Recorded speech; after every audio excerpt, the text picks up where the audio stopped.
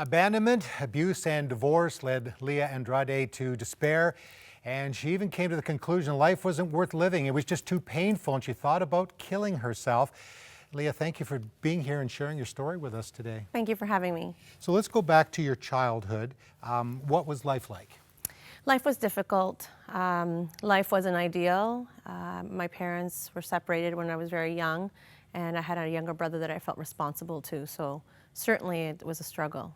Now, your family came from Guatemala. Yes, both my parents were born and raised in Guatemala, and then they immigrated to the United States of America. Okay, then eventually you came to Canada, obviously. Yes, we ended up in Canada when I was about the age of 5, from what I understand. We ended up in London, Ontario. So your parents were struggling. Yes. Your mother left. Did you understand what was going on?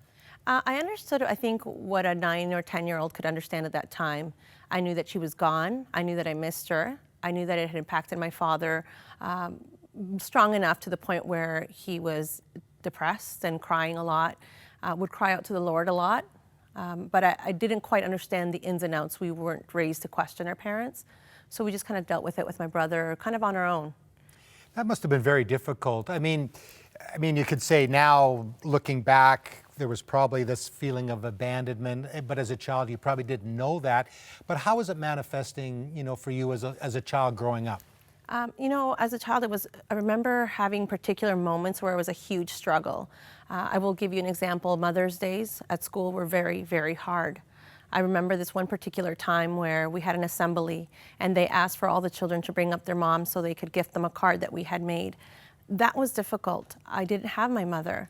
And I remember when it was my brother's turn to do that at this assembly, he kind of just looked around and tried to figure out who he's going to call. And he said, "Is it okay if I call my sister?"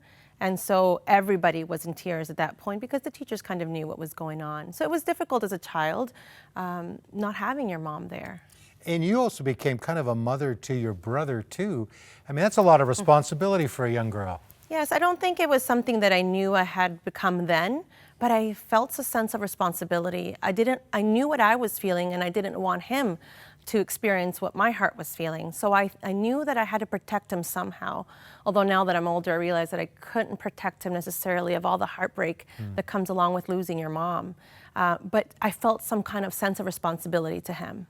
So your anchor at that point, you did have a relationship with Jesus. You understood, at least I guess as much as a child could, about God. So what was that like for you? I knew that my parents, before they separated or divorced, if you will, my father was a pastor.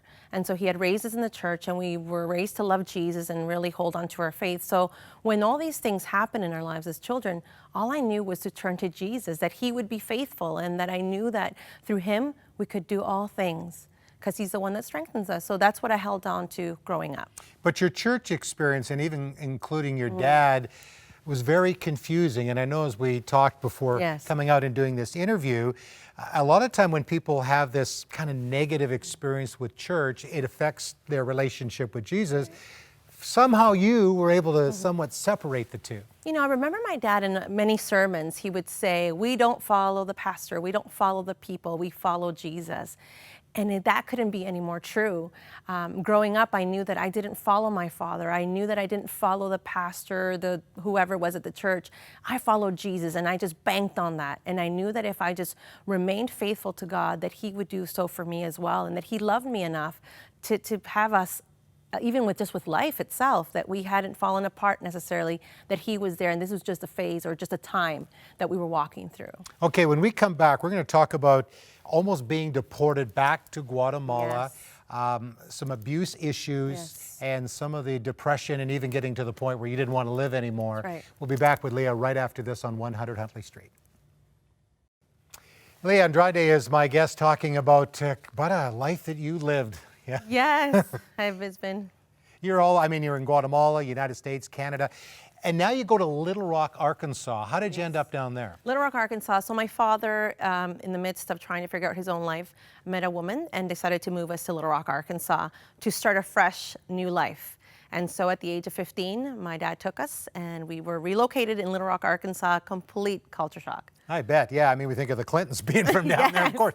So you go on a vacation, though, to your native land, Guatemala, and then you come back to the United States. And tell me what happens. So my grandmother, upon graduation, decided that she would gift me a gift back home to Guatemala.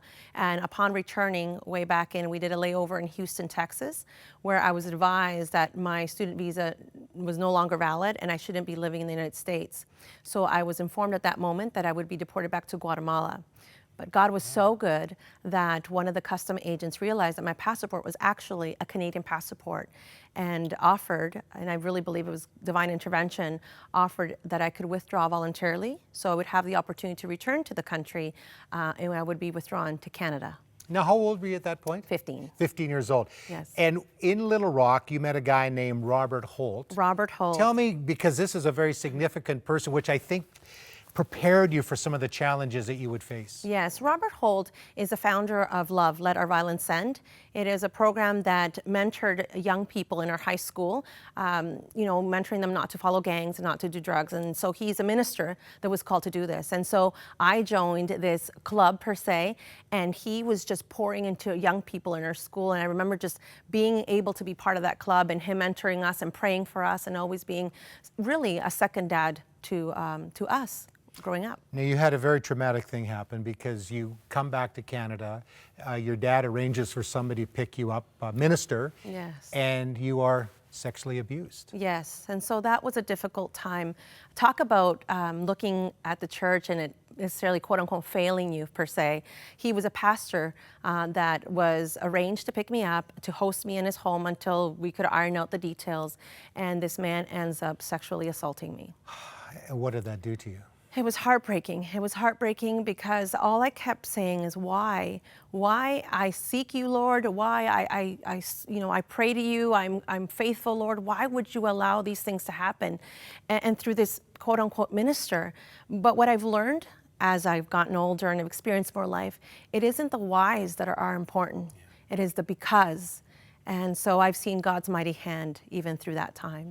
But it did cause some brokenness in you. Yes. You were married, pregnant, and things don't go very well. Yes. So my first marriage falls apart. A lot of things happened that really hurt my heart. I had a newborn. I was walking in postpartum depression. And I thought, you know what? I've been through so much. No one cares. I don't have my mother. My father, who knows what he's doing with his life. And, this world would be better off without me. My daughter would be taken care of. Her grandma would take care of her. And I just thought, I think I'm ready to meet Jesus. I'm ready to go home. So how did you try to take your life? So because of the postpartum and all the complications I had with delivery, I had been prescribed these Tylenol 3. And I just thought if I take the whole bottle, I will just lay here next to my daughter and pass away what I thought was peacefully. And so I remember the one night I had nursed her, and ironically, I said goodbye to her. I prayed over her, actually, and I took the bottle, I opened it up, and I look at them, and I thought, okay, I'm gonna grab myself some water. I did that, and I'm gonna take a handful of these pills and take them. My newborn baby lets out this scream that scared me so much that I dropped the pills, and it was something that snapped, and I cried out to Jesus, and I just asked for forgiveness. I just asked for strength. It wasn't the time. God, I really, truly believe, used my daughter to save my life. And then what was the immediate reaction that you had, and how, because you're at the point of wanting to kill yourself. Mm-hmm. Now you're not. There still would have been some challenges you were facing. Definitely. It wasn't a fairy tale or wasn't some kind of magic where you're, all magically ready to go and live life. But I knew that God had called me to something greater. And you know what it is? It's surrender. When you can call out to Jesus and say, you know what, I'm at my lowest point. And that's what that night did to me. I was at my lowest point, and it called me back to Jesus, the one that I had walked away from. When I tried to do things my own way, I knew that it was time to return to him. And so, yes, it was months and weeks of a lot of prayer, a lot of getting closer to God, but he walked me through that. And you are now married to an incredible man, Alan. Yes. And you have more children. I do. So one of the hardest things for me when my first marriage fell apart was that my daughter wasn't going to have that family that I so desired for her to have, the one that I didn't have growing up. And I remember just being so heartbroken over that. But God would have it in his plans that I would meet Alan, and we have 2 more children. Yes. And a dog. Okay. And we have this beautiful family together, and she's being able to be raised not only by our family, but her father has also seen God's grace and love through our own family, that he's also a big part of her life. And that's what you want to tell people too, isn't it? Yes. Yes, God is faithful, and I can't stress that enough. And just when we think that maybe we can't do it anymore, or this is it, God is there, and we just have to turn to him, and we have to place our lives and our trust and our faith that we can do it through him. Well, thank you, Leah, for coming and sharing your story and being vulnerable too. Thank you. You know, and if you're watching the program today and maybe you're feeling suicidal like Leah was, please know there are people that do care. When you get to that point of desperation and you feel like nobody cares, the world would be better without you, well, that's not true. You know, meeting Leah and then Alan and their children, and you see this wonderful life, and as they are bringing that message to hope to others, please know your life matters. And if you're feeling that way, give us a call, 1-866-273-4444. We have people on the other side of the prayer line that would love to pray with you, love to encourage you, and tell you how much God loves you. We'll be right back.